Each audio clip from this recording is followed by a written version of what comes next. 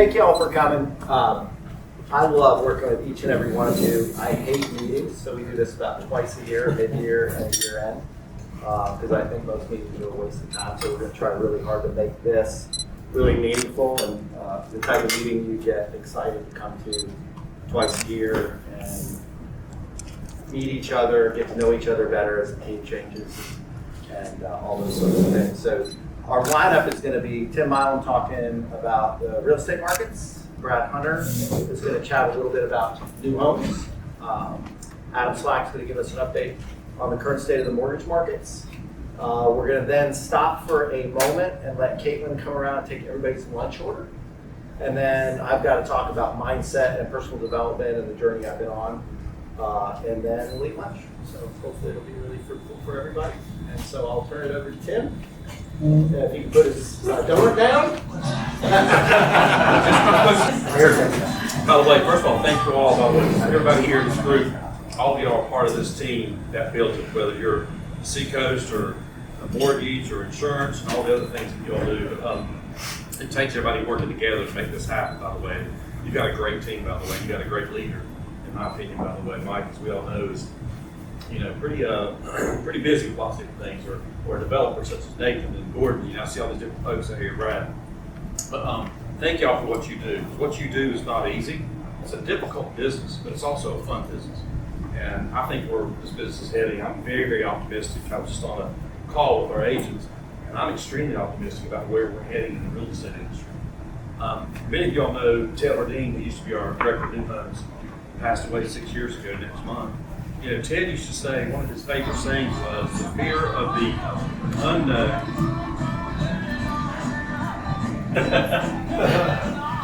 Good.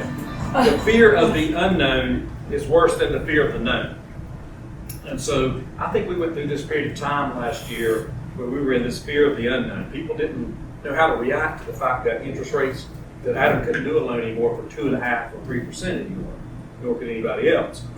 So then we went through this unknown fear that everybody was having, like, oh my gosh, the interest rates are going up. And it's like, this is crazy. My first house my wife and I had was,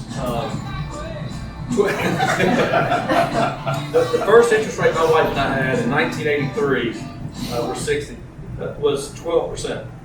And for those of you that are younger, saying, oh my God, 12%. Interest rates are not the reason why the market is slowed down. The inventory, lack of inventory is why the market slowed down. And I think the interest rates are still very, very good and very attractive. When you get 6.5 range, whatever, that's still a very attractive rate. So when I hear people say, oh, the interest rates are, that's what the problem is. Well, it may be causing some issues with people not putting their house on the market. That I will agree with. But no, it is not the reason why people are not buying houses. That's not the reason. People buy houses based on what their payments are.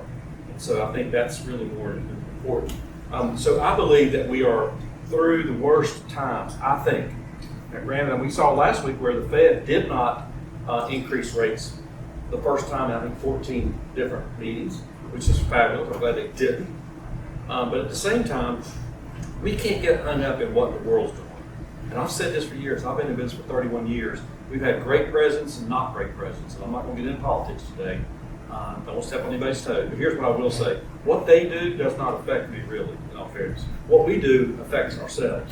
Our competition is ourselves. And I frankly think that the market is now adjusted to that fear of the unknown. We know what it is, and we're okay. We survive. We're going to be fine. I've been through the good ones and the bad ones. I've been through 2008, 9, 10 when the market went just like this. And we survived that as well. We thrived during that time.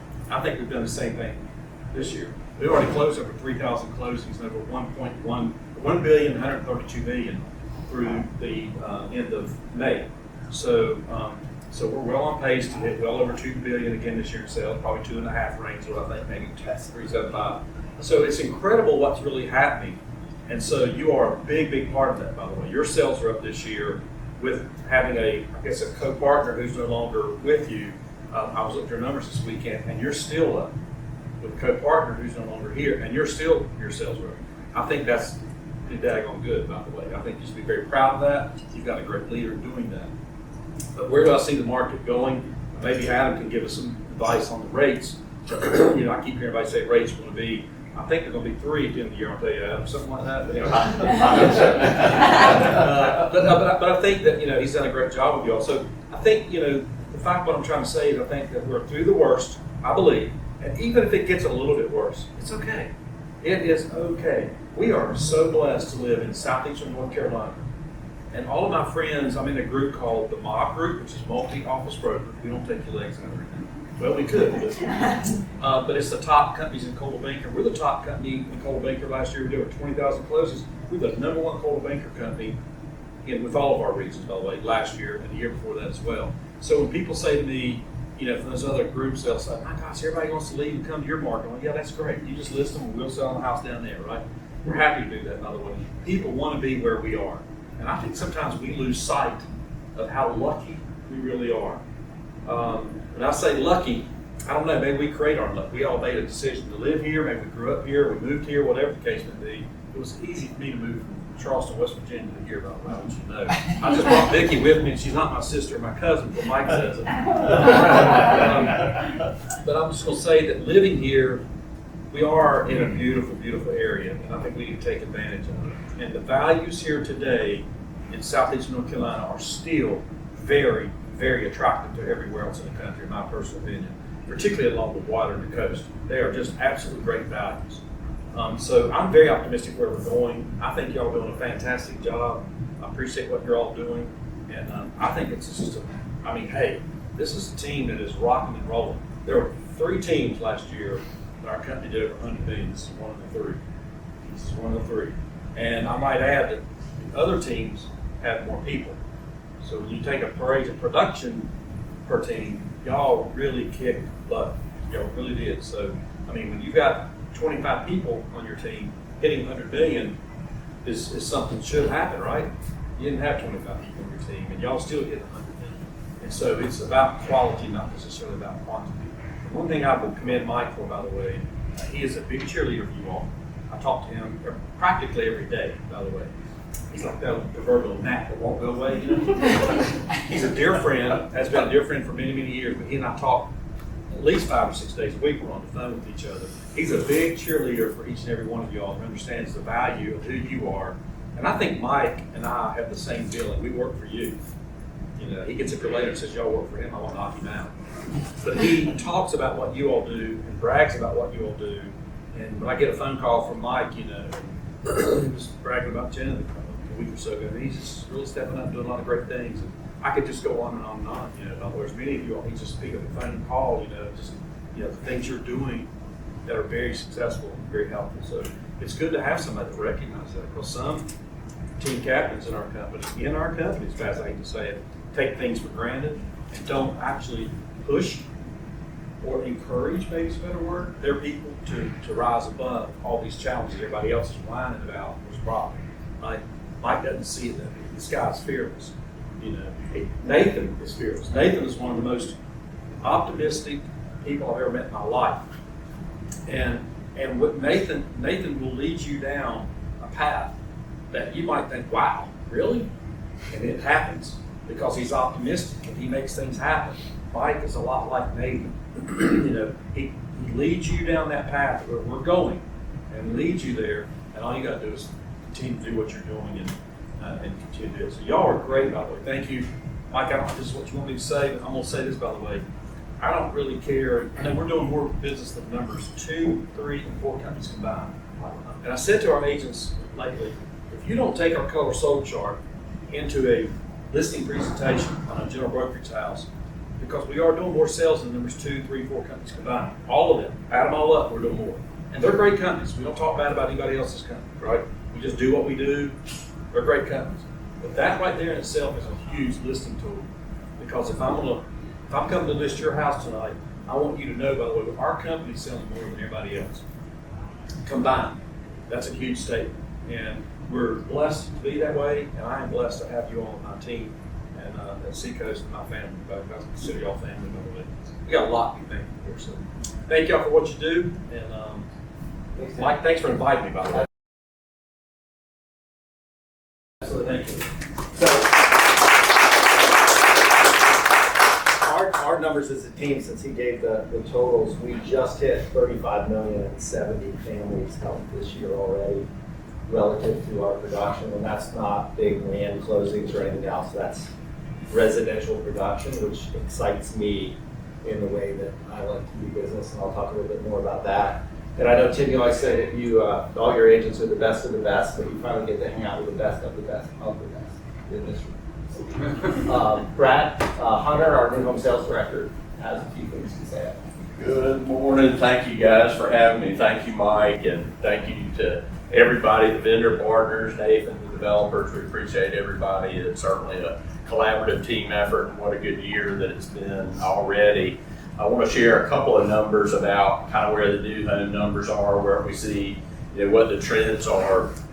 Of course, late last fourth quarter, rates peaked. We saw the market kind of stall a little bit. We have inventories for the first time. We actually had some finished homes where we haven't had that in a long time, where builders in some of our communities actually had a finished home for the first time. But I think late in the fourth quarter, as the first year progressed, what we're kind of seeing this year already in the first 6 months, I'll run through some of the numbers, by counties, but as rates have kind of settled, we've seen inventories get back down to very historic low levels.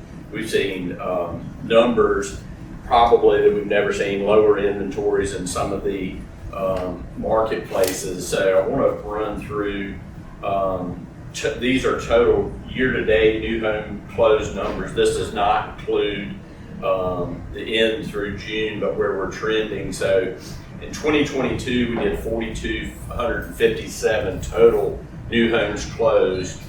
This year already, we've closed almost 2,000. So we're right at the trend. And this is 4 county wide. So we're at about 2,000 closings already, which is pretty much on trend. Brunswick County did 1,700 last year. We're at almost 900. So we're up about 3 closings in Brunswick. Onslow is about 80 behind, it's 500 closings. New Hanover is about 336, which is about half of where we were last year, and Pender is the same. So what we're seeing is the trend. It's pretty much on par to what we did last year. I think we'll probably finish a little bit ahead of that, because I think we saw a little bit of lack of closings, and this is on actual closed units. This is not what we have under contract, and our last contract volume had been very, very steady the last couple of months.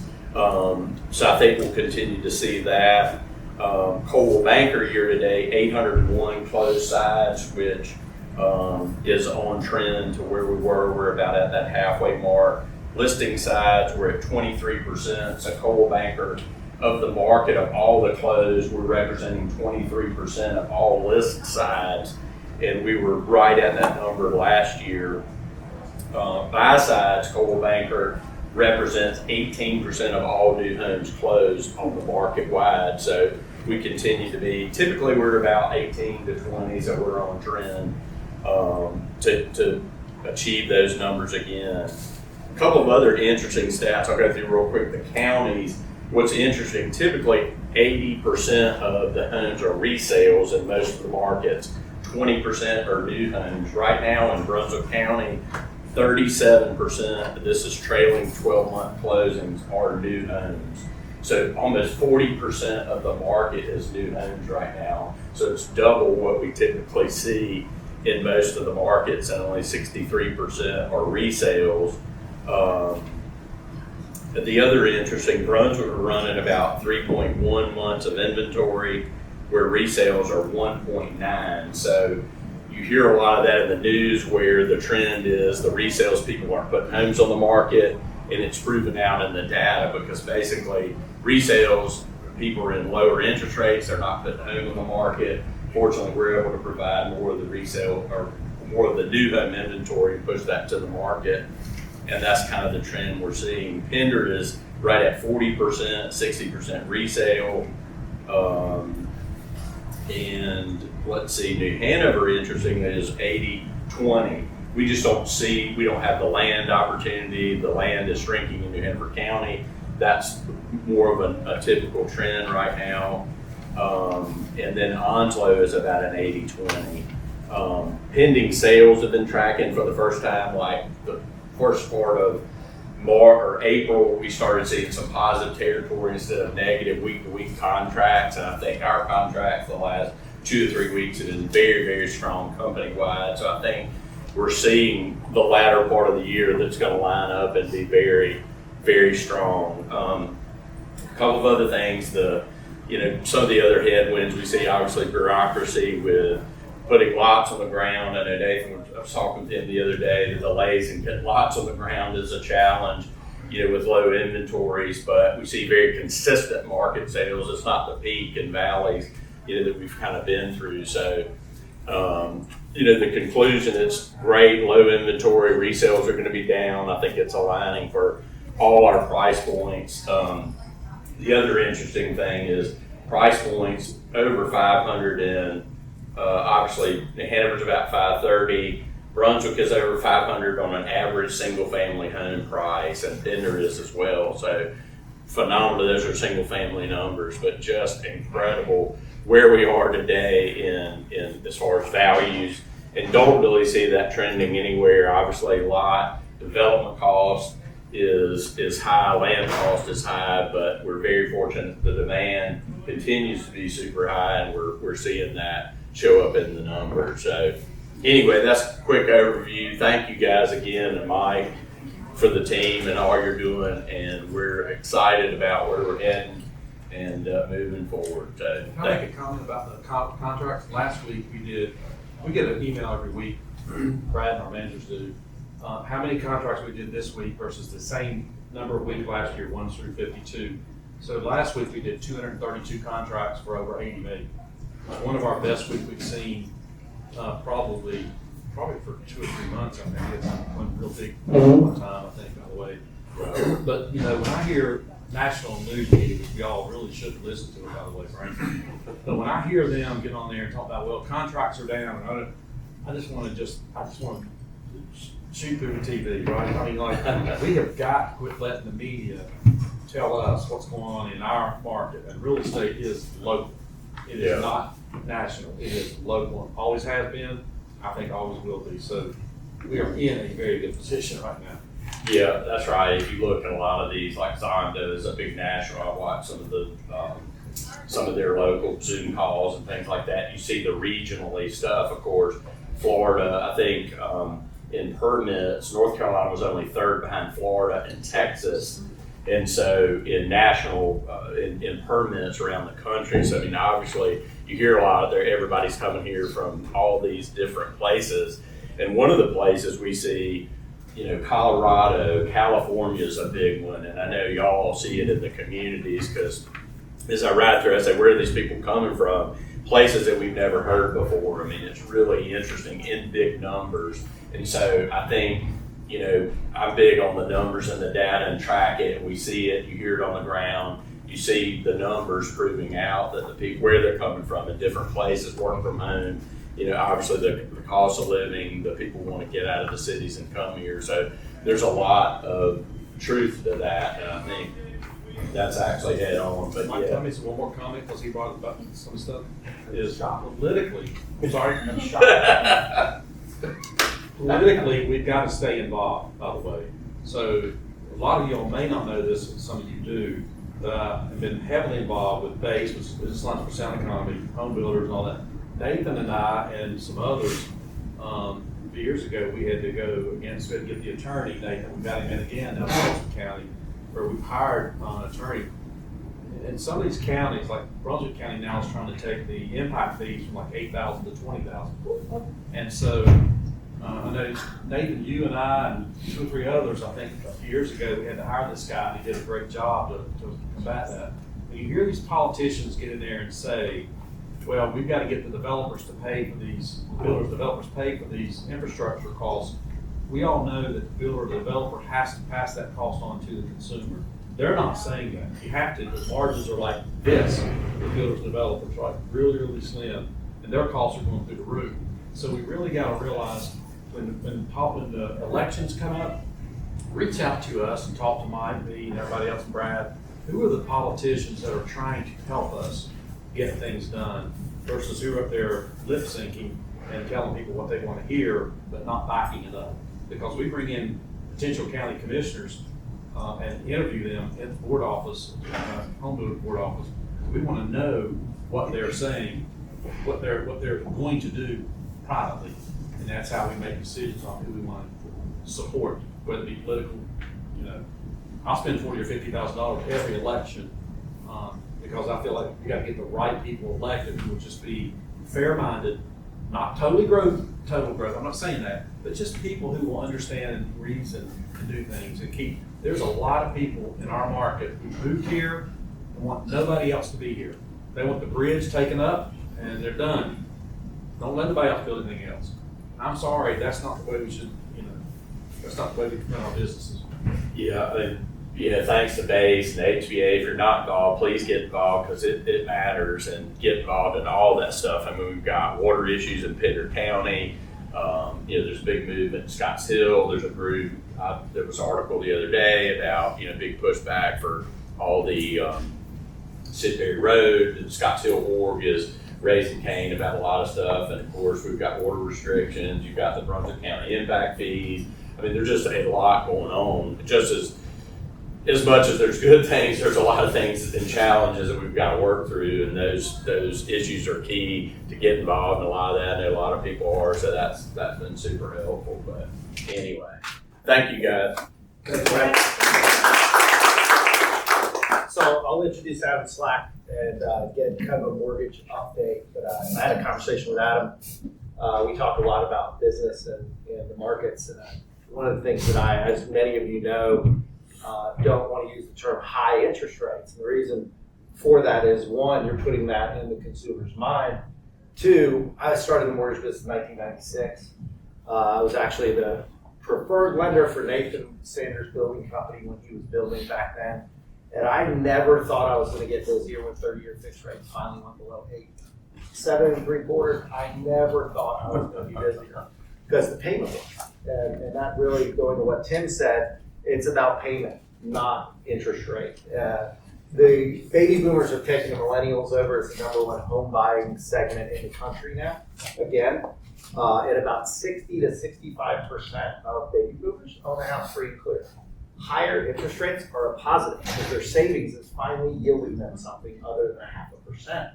They can get 5 to 5.5 to 6% on their money, and they don't know anything. And they're coming from areas where property taxes are double and triple what they are here. So let's not create objections in our minds that we project on the consumers about things. And that's a big pet peeve from having a mortgage background. Don't use the term high interest rates because they're half of what they were in the early 80s. So they're not high compared to the early 80s. So what's your comparison? What's your baseline? So really focus on payment and some of what we're going to talk about when I give my thought about mindset. So Adam, if you want to give an update on mortgage markets. I appreciate it, Mike. At these high interest rates. Normalized interest rates. Normalized. In the room, my name's Adam Slack. Been with Guaranteed Rate for about 12 years now. Been in the industry for about 15. I'm going to help myself some of this.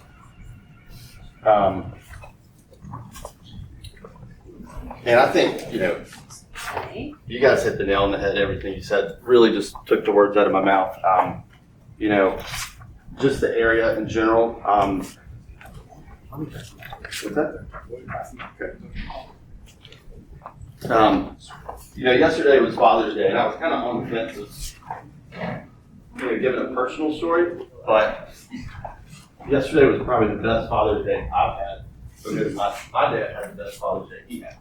So he came and went to Sailfish, went out to Lee Island after having lunch at Sailfish and scattered one of my best friend's father's ashes on Lee Island. My dad's a retired pastor at the Seraphim. That really hit home for me, and exactly what you said, Tim, the place that we live in is just incredible. And the secret's out, and people want to move here. The secret's been out for a while, but you can just see in traffic, all every day how many people are moving here, and the reason is because our area has so much to offer.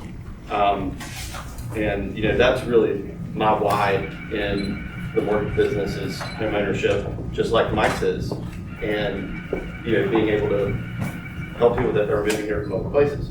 To Brad's point, Laura, who I call my sister, who's not really a blood relative, She moved from San Diego, has a great job as a banker. During COVID, worked remotely. She's moving to this area. So the demand we have and net inflows of people to North Carolina from other states, I think Mike actually shared that article with me about the net inflows. How many people are moving to the North Carolina area versus California, Texas, Nevada, and that pent up demand really makes me excited about the rest of the year because exactly, it's not about rates, it's about payments, and all objections can be overcome, which really just, I love the market in general. And Joel, I'll let you introduce yourself. Yeah, my name is Joel. I know most people in here. Bill Shackelford. I've been working with Adam for quite a long time. I actually met him originally at Wachovia back in the day. almost 20 years ago. He's been back at Guarantee right here, going on for years, a little over 3 years now. Been an exciting ride at this point. I mean, obviously, I kind of came in right when COVID started, and we just hit the ground running. Of course, you know, these adjusted rates over the last 6 to 8 months has been different, but it's been fun. You know, you can't be easy all the time, right? Shooting fish in a barrel has to end eventually. You have to get back. I mean, you have to get back to work, get back to the basics. Yeah, go ahead, Joel. No, you're good. I think he passed out a couple of things for you guys to take a look at. I think you've seen these interest rate adjustments that they changed not too long ago. And Adam can probably talk a little bit more to it. But that card, actually, he talks about how the payments, it kind of gives you a quick reference guide on what payments are based off of certain loan amounts. It's kind of a nice little thing, especially when you're talking with your clients. So, you know, our team model has always been, for many years, you know, three things: speed, consistency, and customer service. We want to add value to, you know, the real estate agent, to you guys, so you can spend, so you're not getting caught up on the mortgage side of things and getting all of those questions.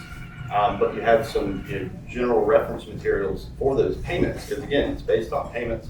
But we want to take all the clients' questions and really manage the mortgage side of things to free up your time as real estate agents to, you know, sell houses. So we're trying. That's really our goal, is to be a marketing and extension of your sales force on our end. That speed, consistency, and customer service mantra has really changed in the past year to more information based, because the amount of time that we're spending with clients now is significantly greater, and that's fine, but they need information. They want to know what that payment is. If you're not giving them the right information, they're going to write a contract and then they're going to cancel it if they don't know what their payment's going to be. You know, just one quick example, I literally had, and Joel remembers this because I was so shocked. I had a client come over from a realtor because they weren't happy with their loan officer. So I talked to them, they got a package sent out, someone locked in their rate, didn't ever give them options. They didn't even know what the rate was. They were just told to sign. I said, okay, that's not how the business should be done. You have to give your clients information. They need to be educated. They need to know what the payment's going to be able to, you know, actually, you know, continue with that transaction. It's all about expectations. So that's one thing that, you know, really we like to do, is to treat the client as we would want to be treated as well. So they have all the educated information to make the decision to move forward. So again, on those packets that we sent out, there's a few different matrix on there as far as the purchase price and interest rates. I'm probably going to add a few more price points to that, Mike, if you would agree, because I think it ends there at $550. I think I probably want to go up to closer to that $657 range. I'm not sure we even Get rid of the $250. Yeah. Yes. The marketing department took me so long to get that. Yeah, exactly. That's a good point. Fractional ownership at that point. And so one other thing I wanted to just, you know, go over is the LLPAs. So Fannie and Freddie has loan level price adjustments, and they've always had this. Mike knows, we used to work at Olympic Mortgage back in the day with the late great Bill Haynes, right? Who was also a father figure to me. But the LLPAs, loan level price adjustments, you know, they've always been in place by Fannie Freddie for second homes, investment properties. It's based on credit. You know, there's all those different factors in there that goes into the rate. This is basically showing what the LLPAs were versus the new ones. I was actually at a work conference, and one of my best friends, Martin, called me about this because it was all over the news about 45 days ago, if you guys remember. And the news cycle, you know, they're almost sales based now. They want to the articles and headlines were not close to what the actual information was. It was something about how excellent credit score borrowers are going to pay much higher interest rates, and lower credit scores borrowers are going to pay are going to get the lowest interest rates. But that's not the case. They just had less loan level pricing adjustments on that lower end, and pricing actually improved for the very top tier. So if you look at that heat map, the green is an improvement, and you can see with even 5% down for those 780 credit scores, it actually improved. If you get into the middle, it did create some big pricing level adjustments. But Martin called me and said, "Is the housing market going to crash?" I said, "Absolutely not. It says no difference. It's all relative. Without these heat maps, someone could got a better rate 2 weeks now versus today, even with the LLPAs put in effect." So I just wanted to clarify that, because it's a really good heat map that my capital markets got put together for us. As far as rates in general, just like everyone's been saying today, I mean, they're not high, they're just normalized. So, and they're going to come back to that 4% range, and when they do, the demand we have in our market is even going to push things further. So we have a lot of momentum just in the area in general, and everyone wants to move here. So that's the great thing. As far as jumbo rates, jumbo are always better than conforming conventional. They have been for quite a bit now. The spread's actually kind of getting a little bit tighter now, but generally jumbo rates are typically anywhere from 1/4 to 0.5% lower. What's the jumbo right now? Sorry. Jumbo is 726,200 or higher. Yeah. Used to be like what, 450? It was 417. It was 417 Yeah, there we for go. almost About 10 years. years ago. And I then think they, it was 238 when I started in the business. so That's what it sounds. Mike, before you go, let me more. we did. Isn't it amazing with his gray hair, you don't have. I have one, yeah. I'm just curious. I'm affiliated with you, and he's not. No better to go That was it. So one other quick thing I wanted to touch on is the non-QM market has been a Does everybody know what QM means? Explain Go that ahead, more, explain please. it. You guys Qualified explain it to me. workers. So part of the Dodd-Frank Act that was put in place years ago is, they define the ability to repay in qualified mortgage versus non-qualified mortgage. So Fannie and Freddie, everything on that side is a QM loan, qualified mortgage. Non-QM is something that has come back into the market recently. That's a good avenue for certain buyers because it's a short-term loan. Someone that's self-employed just wrote off a ton of expenses and then found their dream house and wants to buy it. If they can't qualify Fannie and Freddie, it's black and white. I mean, if you don't meet the calculation, you don't meet the calculation. Just other tools in the toolbox to be able to have, to create a sale and have someone buy the home and then refinance down the road is really beneficial. Like DSCR is another good example. Debt service coverage ratio, that's part of the non-QM market where it's based solely on the property, nothing to do with the borrower. Bank statement loans for self-employed borrowers, again, that's another piece. Typically for the non-QM market, they're going to pay a higher interest rate and they're going to have to put at least 20% down. So it's not the wild, wild west where, this was happening before the mortgage crisis and, it's not like that. I mean, they're putting skin into the game. You have to put at least 20% down and it's a higher interest rate and you're going to want to refinance out of that, but it's becoming a bigger piece of the market these days. It's good to have the tools in the toolbox that we have for guys. You just call out. And we just appreciate the chance of that, right? We know we're not going to get every deal, but anything that you can give us, as far as the chance to quote that client, we really appreciate it, and we're going to give them all the information, make sure that they know everything that they need to know, they have the right expectations when they move to closing on time. Oh, so Mike, I don't see a 2.5. We'll add it back when it gets there. Yeah. Honestly, rates should have never been in the twos. That's Okay. why Yeah. that's why people don't want to sell their house. We're having a big People are inventory. renting their houses though. That's the thing that I've seen is that the folks that did refinance the 2.5%, they're going to keep their house, Hell yeah. rent it. The cash flows pretty well. Yeah, and then they're going to buy something else and it doesn't matter. You're exactly right. Yeah. Yep. Adam's right too. They should have never gotten that. My house is two. I did, I was so excited. Mine's 2.25 on a 15-year. Yeah. It's just the money. We like a few ones in 15 on the 15. We took 15 years at 1.9. Yep. Nathan, I call it all my family. You've been, what do you see about the highest interest rates, you and Gordon, you guys, what do y'all seen, like on an average mortgage, like, I've seen prime at 18 and mortgage rates at 13. there you go. Yeah, so what I tell the buyers, especially first-time home buyers, are sometimes on the fence about this. And, you just have to explain it because there is so much demand. If you're looking at that $350,000 house now, and once rates drop back into the fours, which they will, don't you think that 350 is going to be 400 or 425 overnight? So you want to refinance, you want to buy now and then refinance once the rates actually drop, because you're going to be refinancing a much lower loan balance. Or I tell people too, or if they don't drop, then you're super happy that you locked in when you did. Exactly. I mean, you have, you're kind of in a win-win, right? Like, do it and then you have two really good options. Somebody told me, I thought it was a great phrase, and they've come from you, Adam. Somebody's been to me. Marry the house, they Marry the I knew that was house coming. and date the interest rate.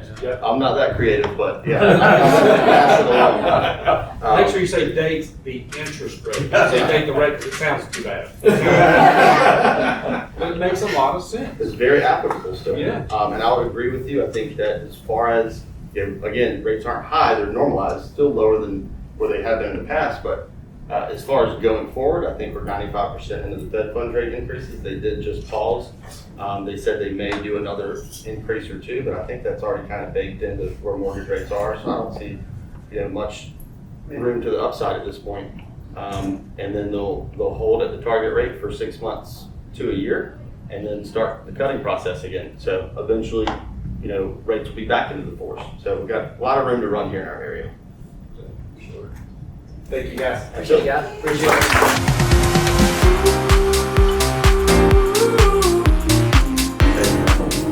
Let's get started. So I want to talk about a couple things that are not real estate related, but more mindset related. One is how we respond when people ask what we do. And one of the responses that I used to have was, I'm in the real estate business. You're in the mortgage business. You're in the insurance business. These are kind of horrible responses because you're a commodity. There's 4 million realtors. I'm a realtor. Great. Please compete on price and be competitive related to this really broad answer of, I'm in the real estate business, I'm a realtor, I'm a lender, right? And so I heard a couple stories about how really top performers respond to that question. And they respond really narrow. And 2 of them are really funny to me, so they stick with me. One was Kobe Bryant. If you ask him what he did, he didn't say, I played basketball. He said, I put up numbers. I put up wins. I put up points. I put up rebounds. I put up numbers. I performed. That's his response. If you ask him what he did. I think more importantly wasn't other people hearing that. That was telling himself that's what he does. And that gets ingrained in you. Leon Spinks, the boxer, when he was asked, this is my favorite, he said, what do you do? He was a boxer. He said, I knock motherfuckers out. That was his response. Now, do you think that changes him inside? That wasn't for the person hearing it. That's for him every single day and what he does. So one of the things that I tell myself, if you ask what I do, I have a passion for the power of home ownership, and in all of my businesses, I want to help provide affordable housing and blue-collar retirement housing. The developments we entitle are not oceanfront. The developments we entitle are not golf course developments. The deals that I do with Nathan, with Gordon, the sales we do, I am proud that we probably have one of the lowest average sales prices on a per home basis of any team. We're not marketing to landfall. We're not marketing to the beaches. That's not that's not my passion. I grew up somewhat blue collar. Many of you know the story. Neither of my parents have ever owned a home. I understand that the Federal Reserve shows that 40 times the net worth of a homeowner over a renter at the time. 40 times. So that drives me. So my response is that, and in leading the people that I work with, I want to inspire them to be the best of a few days at a time. That's a lot different than I'm a realtor, than I'm a developer.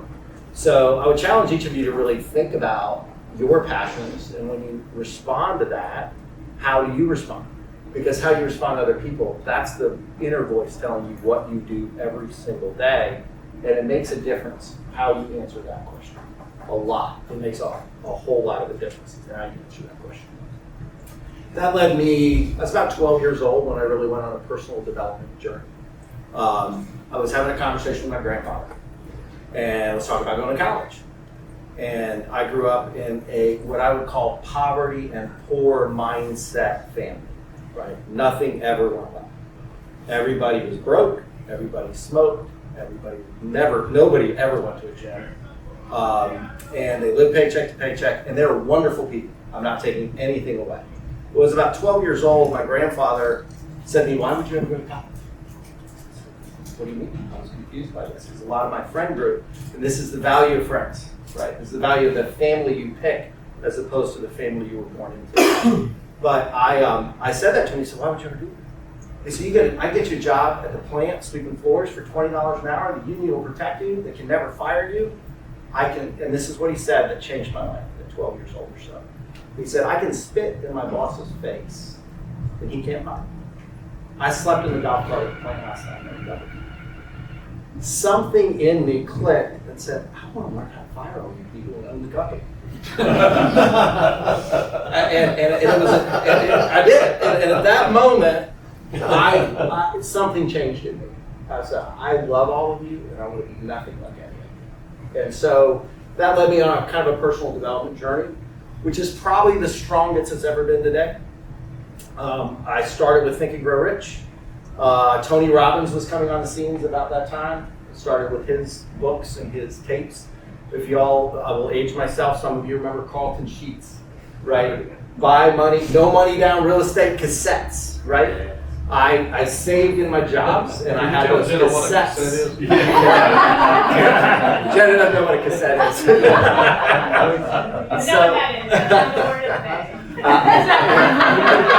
That's right. I won't go to 8-track. So I saved my money, and I bought that set. And somewhere in that 12 to 14 years old range, I knew and I'm blessed to be here. So that personal development journey recently has led me to a couple of people. Jamie Kern-Lima, really powerful speaker, great biography. If any of you particularly resonates with me, but it really resonates with women in her books and her story. But the two kind of guys that resonate the most is Ed Mylett and Brendon Burchard. And we're going to talk about how it led to a couple things that have changed in my life. One is Ed Mylett has a self-made guy, and he's built great businesses from literally having his water disconnected in his house, not being able to pay his bills in his apartment with his new bride, going to the shower at the pool in the morning early, emasculated, and so truly self-made.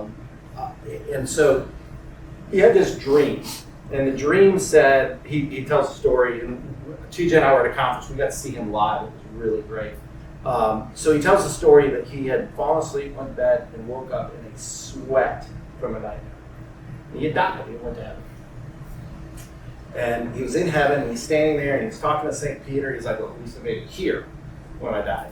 But there's this other guy standing there, and that other guy, he just keeps looking at us. Why is this guy standing there? And he keeps looking, and finally he interrupts St. Peter. Who is this guy?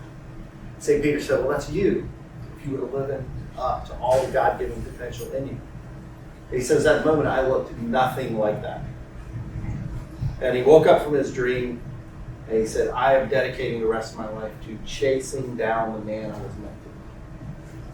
So that resonates with me. The other guy is Brendon Burchard, High Performance Habits, The Charge. He's written some great books.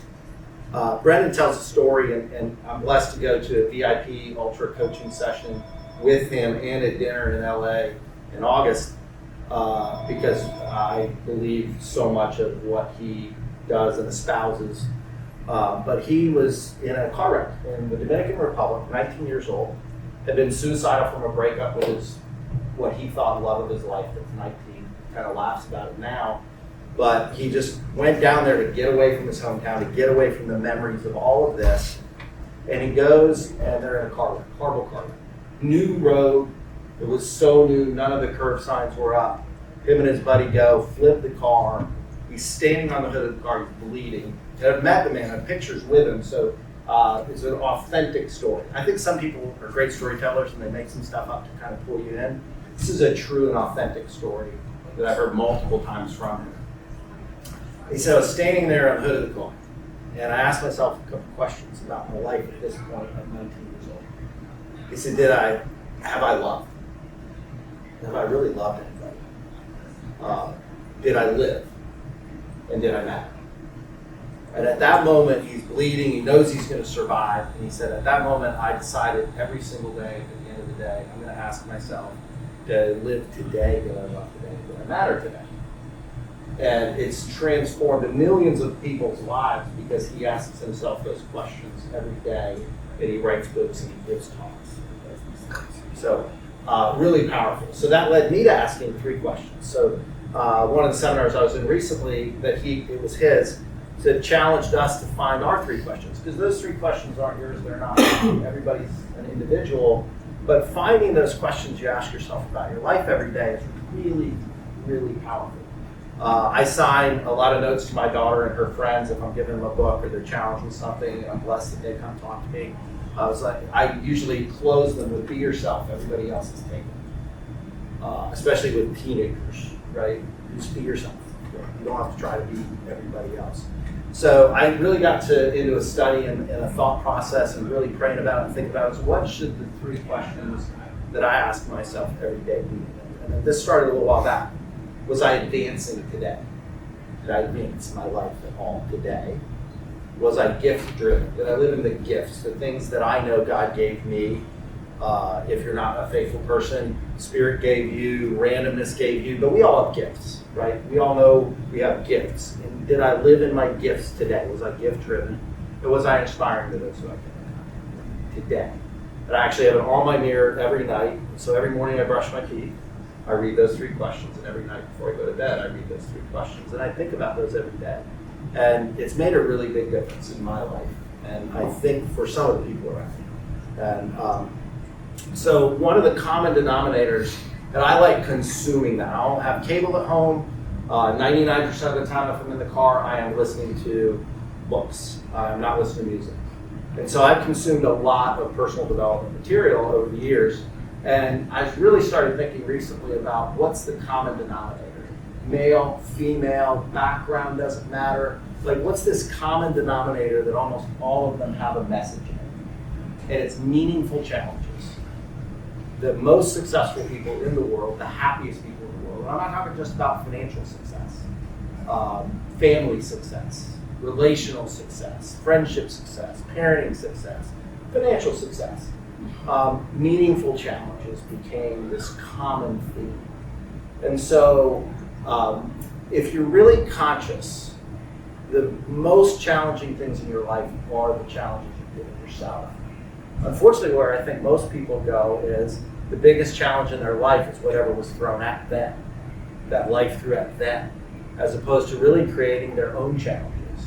And so recently I've done 75 Hard. I try to create these concurrent challenges that go one after the other in different areas of my life. And the theme that Brendon Burchard, there's 3 C's. You can live a caged life, right? And many of us let everybody else tell you where you should be, how you should think, what you should do. You're in a cage, you're miserable, and you just do those things. A comfortable life, which I'm going to talk about how dangerous a comfortable life is. There's no advancing, you're happy, things are going good, maybe not great, but good, but it's a plateau. And then there's the charged life, where you wake up on your own every day, ready to go. And those are the 3 ways of living life, right? Caged, comfortable, and charged. Now, comfortable is a little bit scary, because we've all known those people that have been comfortable. And they've gone, and we've seen 5, 10 years, everything's right. It's the minivan or sport utility, 2 kids, picket fence, same job, really consistent. And then all of a sudden, out of nowhere, subconsciously, they blow their life up.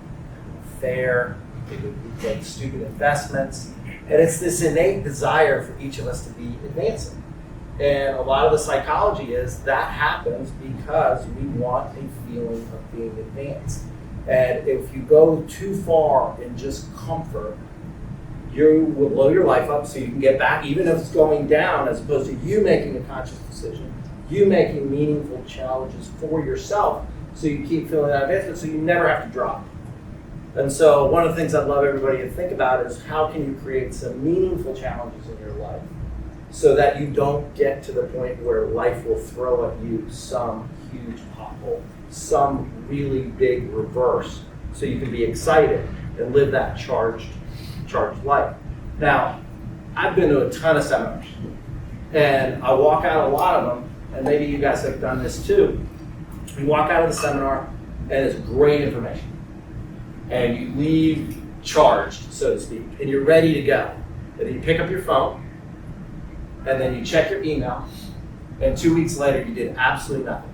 Because that seminar was a tear the doors off, motivational, I can't wait to go do this, but there was no practical implementation that comes with it. So you just kind of leave and nothing happens, right? So I want to convert to how you really do something practical on a daily basis to implement real events in your life to cause some of the changes that you might really want to have. And it's a word that has mostly been given to us that I really have learned to like a lot. It's called curriculum, right? All of our life, you have been handed your curriculum, right? You went to elementary school, and they handed you the curriculum for kindergarten, first, second grade, all the way through. You went to college, they handed you your curriculum, and you got to follow it. I met somebody recently, and we're having a deeper conversation. And she said to me, she goes, do you ever have a bad day? With a hint of sarcasm, right? And I thought for a minute, I was like, no, I really don't. And then she said this, with a hint of sarcasm, well, that's because you've curated your life not to. And I think my response surprised her in that I was like, yes, isn't that what we're all supposed to do? Right? So the challenge for everybody is, can you build a curriculum to curate the life you want? And you can. You can absolutely do that with your calendar. The really cool thing in the seminar was that Brendon Burchard talks about in High Performance Habits is he curates the creation of what he wants. And if you don't schedule creation, it doesn't happen. Your life gets consumed by consumption, right? Jen and I talk about this. She knows my feelings on two things. One, and a lot of you do, but she knows my feelings on social media, right? Subconsciously, every time you look at a social media post, your mind does two things whether you realize it or not. It compares and judges, and it drains your energy. And we all know some of the busiest people also still have the most energy and get the most done because they don't get caught up in consumption of energy drains. They eliminate those energy drains. The best thing I ever did, I'm more caught up on email than ever, and I look at it less. My notifications are off. I have no notifications for social media. If I'm not making a conscious decision to look or scheduling social media time, I don't look at it. If I don't make a conscious decision that this is email time, I don't let the dings affect what I'm in the middle of. I used to think, because I was in the restaurant business, that I was the best multitasker in the world because I can handle the biggest section. I can handle everything coming at me, so therefore I'm a good multitasker, right? There's no such thing as multitasking. You're jumping from one focus to another, to another, to another, and it becomes not focused. It's a myth, and I used to be the biggest proponent of it. I used to think you have to be a multitasker to do this, and actually the opposite is true. The most successful people we all know have this innate ability to tremendously focus on the task at hand without distraction. So technology is a two-edged sword. You can use that to create the focus, or it will distract you 24/7. So my challenge is to create a calendar in 4 areas. For me, it's 4 areas. You pick your areas. The 4 B's: body, being, balance, and business. right? What you consume food-wise, are you making conscious decisions? Are you scheduling things to learn about, right? Are you scheduling, for me, it was Gundry, plant paradox. I completely eliminated what supposedly was an autoimmune disease that I've had my whole life. It was all diet-related psoriasis. It's gone, right? I curated that by building a curriculum about how I consume food, right? Are you scheduling the workouts? Are you scheduling the walks? Are you scheduling your goals in each of those areas? And if you're not, it's never going to happen. If you want to write a book and it's not on your calendar, it's never going to happen. You're lying to yourself. So if there's things that have been in your life you wanted to accomplish, and they're still out there 6 months, a year, 2 years, 3 years, your mind either get them out or schedule them. The one thing I've changed recently, and Kat's been really helpful, is my to-do list is only 1 day long. It's, if I start checking voicemails and all that, it's a clean sheet of paper. I used to have pages of to-do lists, right? And you black them off, and then every once in a while you take 4 sheets off and you consolidate. Everybody know what I'm talking about? Yep. Right. So at the end of the day, if it's on my list and it's not worth putting on my calendar and scheduling the task, it's not worth doing. If it's not going to make it to your calendar, why are you going to do it? So I literally stop at the end of the day and schedule task time. If there's 4 or 5 phone calls or 4 or 5 tasks that are undone, it's been life-changing for my ability to handle a lot of things because it forces me to focus on the one thing at a time. It's not for everybody, right? But I did learn that a lot of the Elon Musks, a lot of these people that you go, how are they so productive? Almost none of them have to-do lists. They don't do anything that's not worthy of time on their calendar. They delegate any of that or they dump it and get rid of it. And that's kind of a neat mindset to have. It's like, hey, this is not worthy of my time. Well, is it worthy of being on your to-do list if it's not worthy of being on your calendar? Right, so your calendar is the key. It's also the key to creation of great relationships. Brendan Burchard, when we were in Austin, Texas, pulled his calendar up. He Bluetoothed it to the big screen and then started laughing. It was such a natural laugh. His wife's name is Denise. So here's what he does when he's at seminars and he's calendar, he's not home a lot and he's traveling. He schedules reminders to flirt with his wife. And the reminder went off and said, flirt with Denise. So it's 1 second. Baby, I miss you. I can't wait to see you when I get home. I'm gonna put it on my calendar. No. I'm doing pretty good. Yeah, you are doing pretty good. But what about the relationship with your kids? What are the relationships you want to create that you want to create some betterness in? Is it with your kids? Is it with your kids that are away at college? Say, hey, one little reminder every once in a while, randomly on your calendar that says, I'm so proud to be your dad. What a difference maker that makes in the creation of the relationship. So if you're not scheduling creation of what you want to accomplish, creation of the life you want to live, creation of the body you want, creation of the energy you want, creation of the business that you want, of the savings that you want, of the life that you want, it's not going to happen if it's not on that calendar. And I used to hate that, honestly. I would look at it and say, oh, look at my calendar, it's too busy, I'm overwhelmed.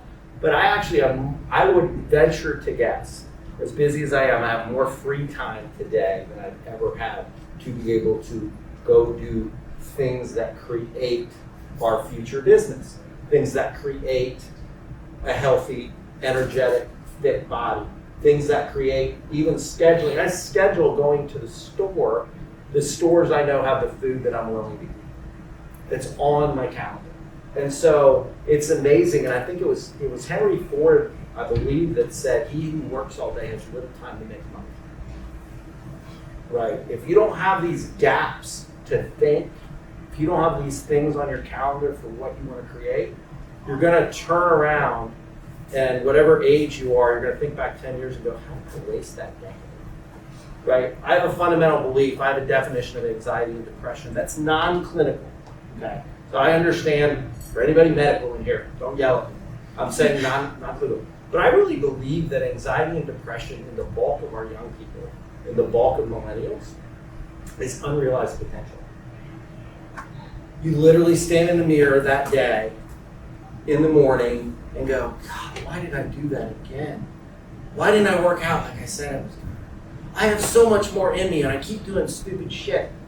And it's really leads, the compound effect of it, and there's a book I'm gonna give you called Compound Effect, leads to anxiety and depression. I mean, if you every day consistently go, I gotta stop drinking this soda. I know I can be better. I know I can be a better leader. I know I can be better at what I do. I know I can be fitter. I know I can be a better parent. I know I can do these things. But then every morning you look in the mirror and go, why did I do that?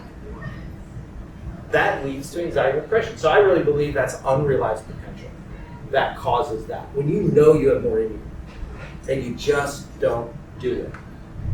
Those are the times in my life where I have had experience of anxiety and depression. So I'm sitting there, I didn't need to have that extra burden. I didn't need to eat the fried chicken. I need to eat the salad. Why did I do that?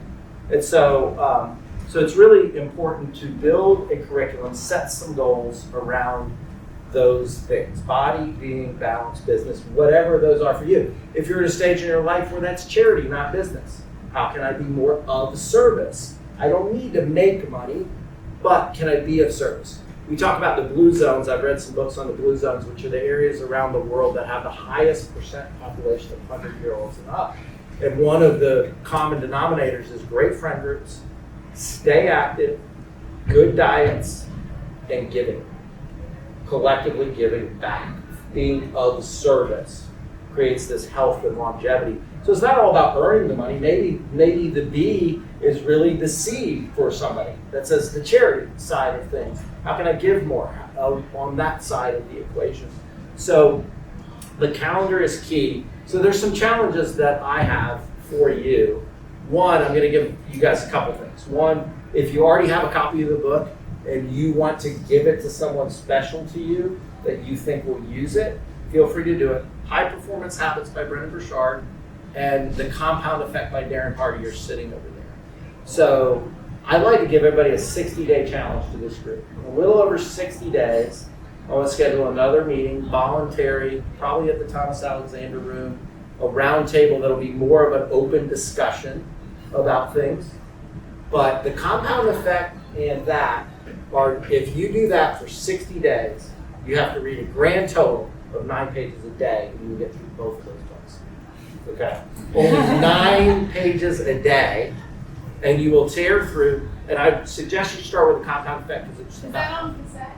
no. That's a great question.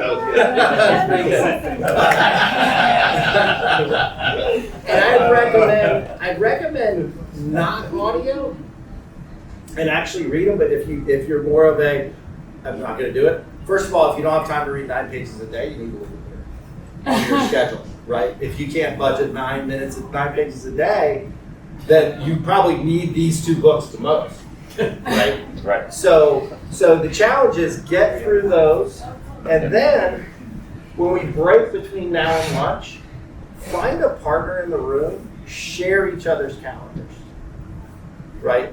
Share each other's calendars and say, hey, I'm going to do some of these things. And it might be what I've coined the sacred start moment, right? Have a sacred start to your day. It might start for 15 minutes of just quiet time. My sacred start now for most of this year is a lot longer than any of you might imagine yours will ever be. Kat has my calendar, she sees it. And my sacred start is substantially long. But it's the reverse of the stub toe on the bed getting up in the morning, right? That's like, I stubbed my toe on the bed and the whole day went to crap. Well, the sacred start is the lead to the question I got, which is, do you ever have a bad day? And my answer gets to be no, because I start every day sacredly. I start with the same things every single day. I read, I journal, I get to a point, and I never look at my phone. Because how many of us pick up the phone first thing, there's a stupid email from a customer, and you can't even do anything about it. And that's the stubbed toe. Or you grab social media, excuse my language, I've already cursed a couple times, so I'm going to do it again, and you look at it, And somebody go, how is this bitch on vacation again? Why isn't that my life? Right? Everybody done that? Everybody, right? That's on social media has done that. So you are feeding your mindset for the day. So get rid of all of that and consciously create a sacred start. That doesn't matter for moms, for dads, for a busy life. It doesn't have to be 4 a.m. I don't subscribe to this. You have to do this early in the morning. Because people have different circadian rhythms and different schedules. And for me, my sacred start starts at dark. I love the mornings, really early, waking up before anything, being able to tap into that. Your sacred start might be if it's right after the kids go to school. Now I have my window of a sacred start, right? But create this sacred start and schedule it. And you will be amazed at how much it changes your life and what you can truly get accomplished. We've all known those people that, like I said before, the busiest people we know. They're also the happiest. They can handle the most. And we sit back and go, I do half of that and I'm twice as tired all the time. How do they do it? I truly believe they're in their gift. They're gift driven. And they say no to almost everything that doesn't meet the goals that they've set in those 4 areas of life. It doesn't end up on their to-do list. It doesn't end up on their calendar. Getting rid of the bad stuff is as important as adding the good stuff. So be reflective of what's in your life. You don't need there. That doesn't serve you because you can't pour from an empty pitcher, right?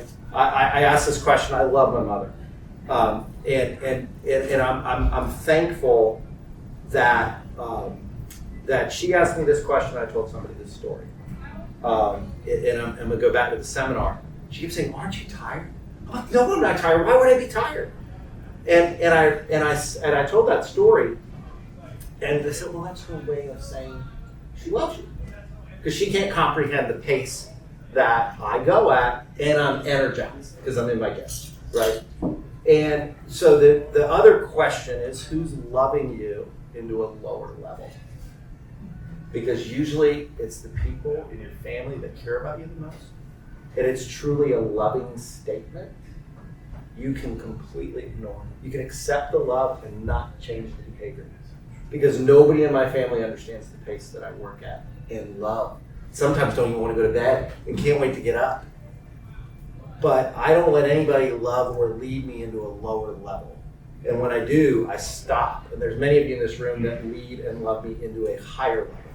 And my goal with this group is to do that with you, is to lead and love each other into a higher level. And so if you pick, I don't like the word accountability because it's got such a negative connotation, but pick a calendar partner that you trust and are willing to share. And set one goal in the next 60 days. In each of those 4 areas, put it on the calendar and share. I am willing to be the sharer of the calendar with you, but know that I'll actually look at it and call you and push you in a good way. So I'll do the same thing to you. So my personal development journey has ended up here, and I love every one of you and the relationships that we have and how we get to do business together, and in many cases how we get to do life together. But I do think that one of the things that I'm going to hopefully do is make sure that we stay advancing, because we create our own economies. It's not the Fed, it's not the news media. We really create our own economy in our lives. Economy in relationships, economy in business, economy in wealth, economy in faith. We get to create it. And too often, I think everybody forgets. It just kind of lets everybody else tell them where they ought to be. A little bit like a ship at sea without a rudder.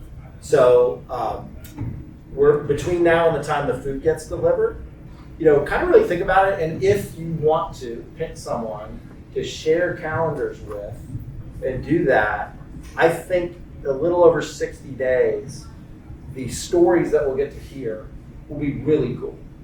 The one thing that I was going to give out, so there's a couple gifts. One is, if you want one, this is the Plant Paradox Yes No list from Stephen Gundry. Okay, Gundry's a great guy, 70s physician, heart surgeon, chief of surgery, created a eat this, don't eat that list that heals your gut. and the energy level is crazy different. This is what got rid of my psoriasis completely.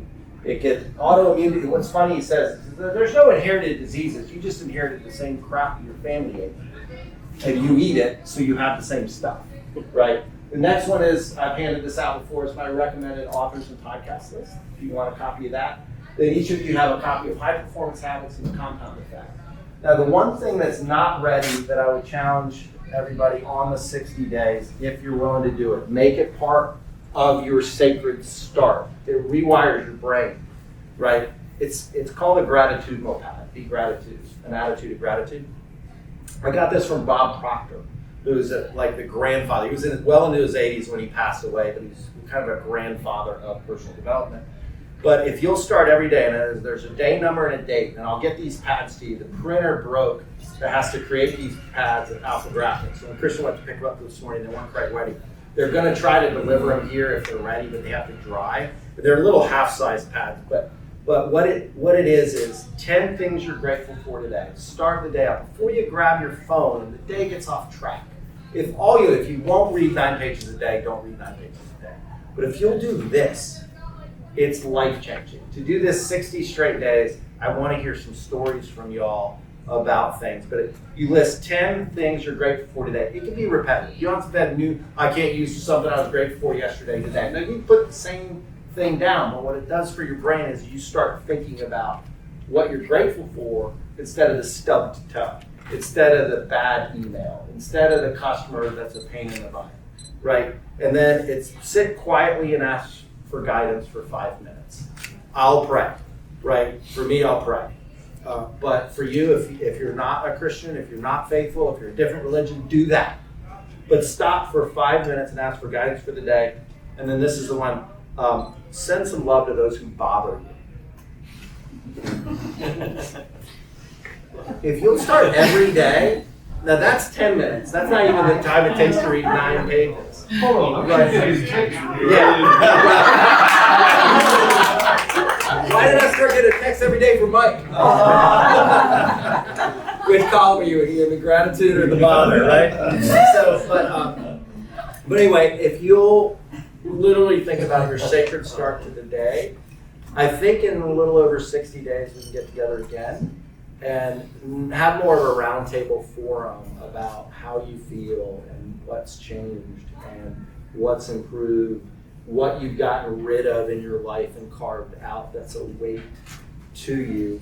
And I think it'll be super exciting and super fun to do as a team together. And some of the people that aren't in this room that couldn't make it, we videoed this. I'm going to send the video. There may be some extra people in the room. Again, you may walk out of here and go, nope, I'm not showing up, and that's okay. I won't think anything of it, but I do think that you will be surprised how much more capacity for life each of us has with some changes. Awesome. Thank y'all. Thank you.